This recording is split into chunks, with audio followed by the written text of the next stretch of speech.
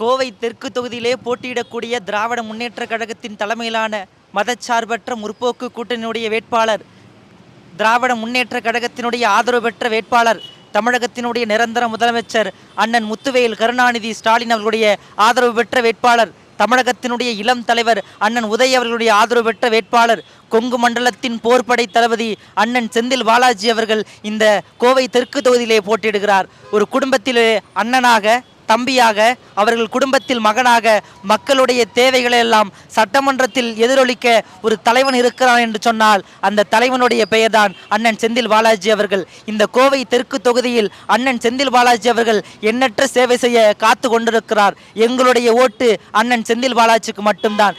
ஏனென்று கேட்டால் தென்னிந்தியாவுடைய மான்செஸ்டர் என்று கோயம்புத்தூரை சொல்லுவார்கள். அந்த கோயம்புத்தூரை இந்த உலகத்தினுடைய மான்செஸ்டர் என்று சொல்லும் அளவிற்கு உயர்த்தக்கூடிய வளர்ச்சி பாதைக்கு அழைத்து செல்லக்கூடிய ஒரு தலைவன் யார் என்று கேட்டால் அண்ணன் செந்தில் பாலாஜி மட்டும்தான். ஜாதி மதமற்ற ஒரு தலைவன் இருக்கிறான் என்று சொன்னால் அந்த தலைவனுடைய பெயர்தான் செந்தில் பாலாஜி. நாங்கள் வாக்களிப்போம் அண்ணன் செந்தில் பாலாஜிக்கு.